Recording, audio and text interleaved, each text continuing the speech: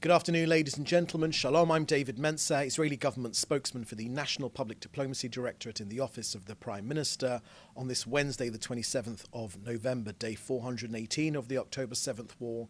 Just a couple of quick points from me, and then we'll get straight to your questions. On our fallen soldiers, I have the names of two more young men who have unfortunately made the ultimate sacrifice since our last briefing in defense of this country. Taking the number of Israel's fallen soldiers since October the 7th to 806. Sergeant First Class Yonah Betzalel Brief was 23 years old and from Modi'in. He was a combat medic, seriously wounded in battle on October the 7th, 2023 itself, the day of the massacre last year, and sadly succumbed to his wounds. And Sergeant Tamer Osman was 21 years old and from Kfar Yassif, and he fell in battle in the north of Gaza. The achievements of the military campaign are many, but the war has exacted a very heavy price. Our hearts are with the bereaved families. May their memories be a blessing.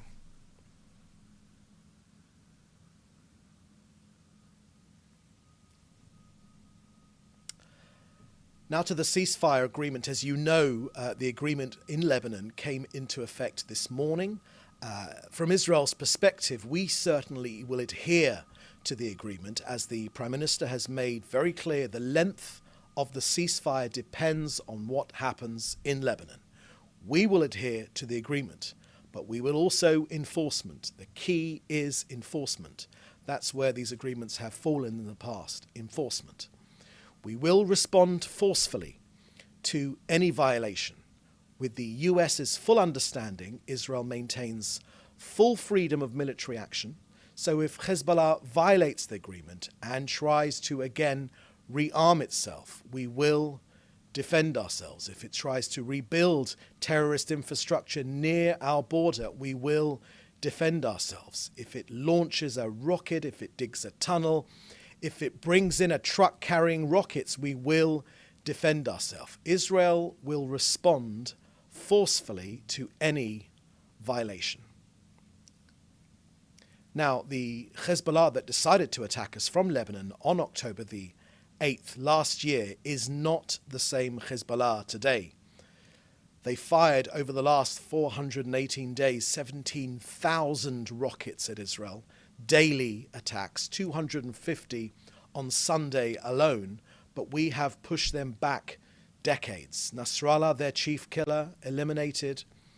Their top leadership eliminated. Most of their rockets and missiles eliminated. Thousands of terrorist killers eliminated. Their underground terror tunnels right on our border, designed for another October the 7th massacre, this time carried out by the best funded, the most organized, and the most heavily armed terrorist organization on the entire globe. The infrastructure they had spent years creating has been demolished. Dozens of Hezbollah terror high-rises in Beirut's Dakhia district have been brought down. All this in just 3 months. This has also come at a cost of Lebanese civilians who have been used as human shields by the Hezbollah terrorist organization. Now, everyone around the world told us we could not do it. Thank God, Israel's brave men and women did it, but of course, at a heavy price of our armed forces and the sacrifice of our people. Next, on the aid going into Gaza, I can share with you the latest figures as of today. 40 pallets of food, that's 7 tons, were airdropped over Gaza yesterday. Also yesterday, 139 humanitarian aid trucks entered Gaza via the Kerem Shalom crossing Erez and the new crossing 147. The trucks arrived from Jordan and from Egypt and also from Israel. 44 of these trucks entered northern Gaza via the Erez crossing. 72 trucks were collected from the Gazan side of Kerem Shalom by international organisations, but still our daily reminder that 730 trucks worth of aid are sadly languishing and waiting to be picked up on the Gazan side of Kerem Shalom. That means they have passed Israeli security inspection. They are simply sitting on the Gazan side of Kerem Shalom. We have told the United Nations again and again, and other aid organisations, send in your trucks. Israel will facilitate their entry and then distribute the aid. It's absolutely key to the success of ensuring that Gazans are fed. Also in the last 24 hours, I can tell you that 6 tankers of fuel and 6 tankers of cooking gas were transferred into Gaza. A convoy of 55 trucks entered Gaza directly through Gate 96, and the rotation coordination of humanitarian personnel has been successfully completed.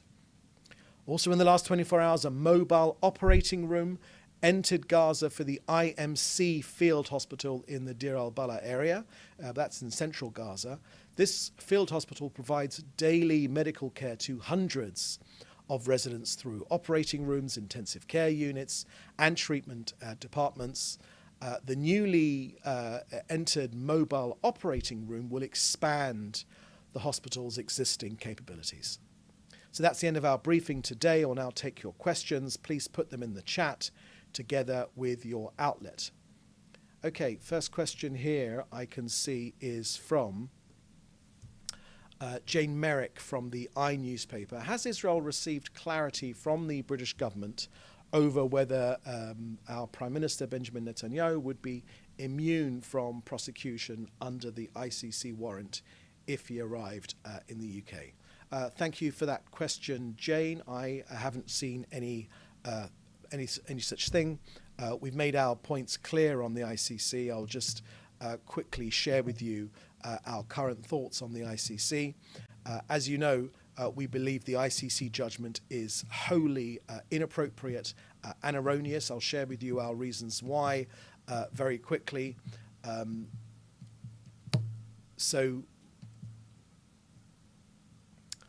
Firstly, we reject outright the issuance of the illegal arrest warrants against the Prime Minister, our Prime Minister, and the former Defence Minister. Since the beginning of this war, which began, of course, with the murderous terrorist attacks on Hamas on October the 7th last year, the State of Israel has acted and will continue to act in accordance with international law to protect our citizens. The court's decision is the epitome of absurdity. It places the attackers and the attacked alongside each other. It's an unparalleled moral folly.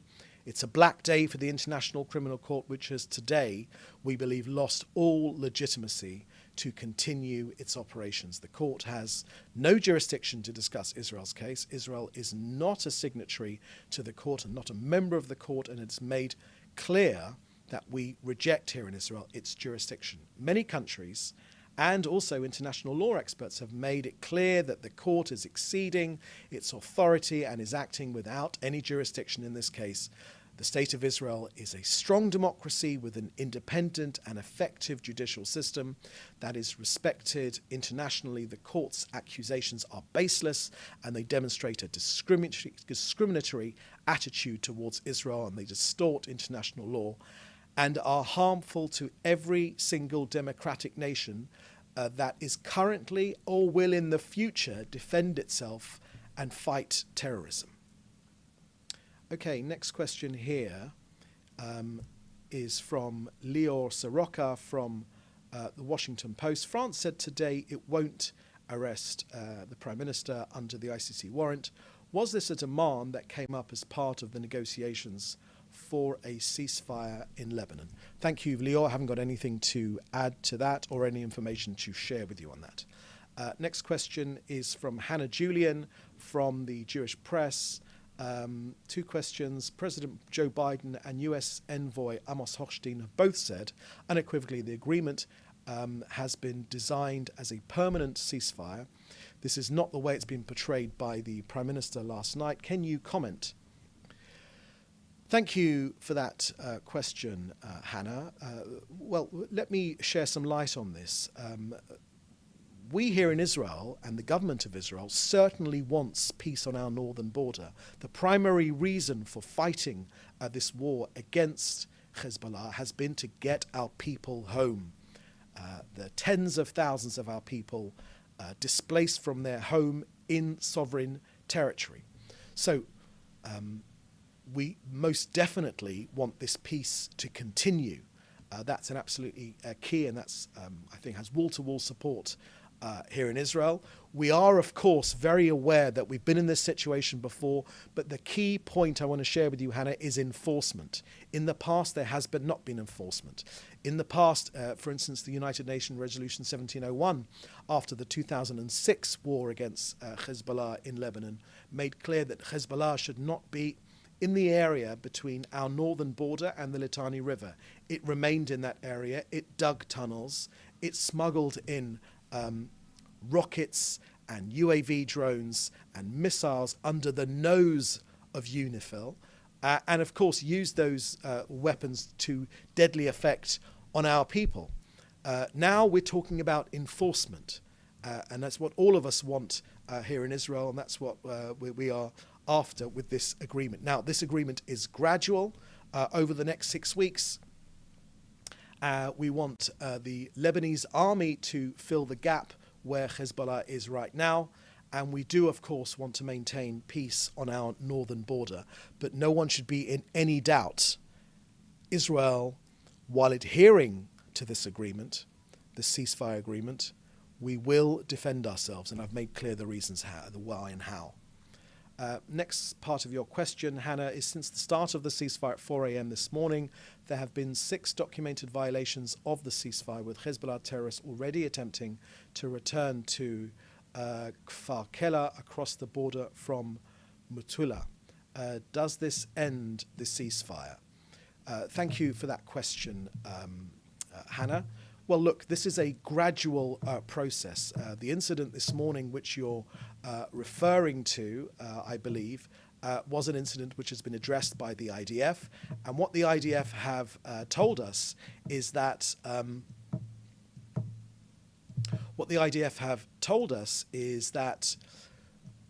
this particular incident, you're right, the ceasefire did begin at 4 a.m. But this morning, the IDF did identify a vehicle with several suspects in a zone prohibited for movement in Lebanese territory, and the IDF troops fired to prevent them from advancing in compliance with the agreement. And the suspects have left the area. Now, I want to be clear with you, Hannah. From Israel's point of view, our Air Force remains ready to act across Lebanese territory, and our missile defense systems are still on a high state of defensive readiness. Israel and our army, under the direction of our government, will operate against anyone who attempts to breach the ceasefire agreement and will continue to protect the citizens of this country.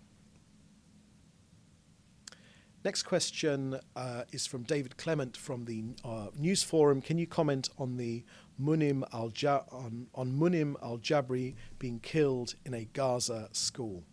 Thank you for that question, David. I don't have any information on that. I'll endeavour to find some information and get back to you if I may. Next question here is from Celia from TV2 Norway. An Israeli journalist calls the boycott of Haaretz a campaign against independent media and a move away from democracy. Any comment on this? Thank you for that question, Celia. Let me share with you my thoughts on what you've just said. Look, Israel is very much a free country, has a free media, has a very active media. I think the worst criticism you'll find of the state of Israel will be inside Israel's own media, never mind international media. And we pride ourselves on the independence of our media. Now, when it comes to how the government spends its money in advertising or for whatever reason, when it comes to media, that is a decision for the democratically elected government of this country.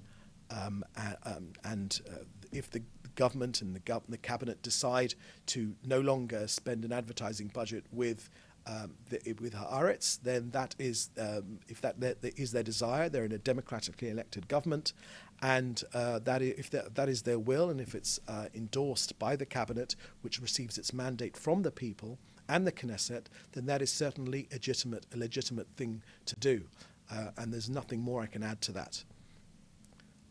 Frank Gardner from the BBC: has the Lebanon ceasefire made it easier to get a deal for Gaza? Thank you for that question, Frank. Let me. The Prime Minister addressed this particularly last night, and I'll share with you what he said. He gave 3 reasons why we've moved this forward. The third reason, I believe, that he shared last night was that this ceasefire, it separates the fronts and isolates Hamas. From day 2 of this war, Hamas has been counting on Hezbollah to fight by its side. So now with Hezbollah out of the picture, Hamas is left on its own. It will increase the pressure being put on Hamas, and that will help us in turn in our sacred mission of releasing our hostages. You know, when it comes to Hamas, the government has been crystal clear that we will complete the task of ensuring that Hamas will not have any governing capability or any military capability. There is no future, there is no possibility that Hamas will be in any governing or any military control of Gaza. That simply will not happen. And we will, of course, bring home all of our hostages and ensure that Gaza no longer poses a threat to Israel. So I believe, Frank, that answers your question. Next question here I can see is from Jody Cohen from World is One News in India. What measures are being taken to prevent Hezbollah from infiltrating the Lebanese army, and is that and in that way retaining a presence in southern Lebanon? Thank you for that question, Jody. Look, that is a very important point that you raised. This is a new beginning for Lebanon. We believe that the majority of Lebanese people do not support the fact that Hezbollah has hijacked their country. This is an opportunity for the Lebanese army to exercise its sovereign right to control its own territory. Lebanon has become a failed state because Iran has infiltrated that country, and whatever Iran gets involved becomes a failed state. So this is an opportunity for Lebanon, for a brighter future for Lebanon. Yes, of course, for their people, which have been used as human shields, but also for the wider community in Lebanon. Our war has never been against the Lebanese people. It's always been against Hezbollah. So this is an opportunity for Lebanon to to decide on a better future. And if, as the IDF has made clear, Hezbollah do infiltrate or propose any threat to us in any way, shape or form, then Israel has made very, very clear that the ceasefire depends on what happens in Lebanon. So, of course, we will adhere to this agreement, but we will also enforce it forcefully. The US understands that, and so we are maintaining full freedom of military action. So if Hezbollah violates the agreement, and the infiltration of the Lebanese army would be an infringement of that agreement, and if Hezbollah tries to rearm itself, we will attack. If it tries to rebuild their terrorist infrastructure near the border, the Prime Minister has made clear, we will attack. If it launches a rocket, we will attack. If it digs a tunnel, if it brings in trucks carrying rockets, we will attack, and we will respond forcefully to any violation. Next question is from Dr. Abby Korb from SWC. Abby, could you just share with me what SWC is? Forgive my ignorance. And your question is, does Israel have any comment on the statement by Hamas leader to AFP claiming readiness for an agreement in Gaza and a prisoner exchange deal following the Israel-Hezbollah ceasefire contingent on Israel's commitment? Additionally, is there any response to Hamas notifying mediators in Egypt, Qatar and Turkey about this proposal? Thank you, Abby, for that question. You're from the Simon Wiesenthal Center Global Communique. Thank you for that question, Abby, from the Simon Wiesenthal Center Global Communique.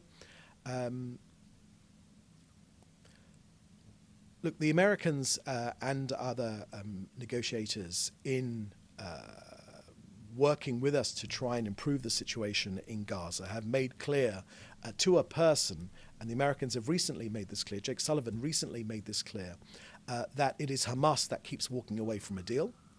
Now, that is what has prevented this situation from coming to a better conclusion.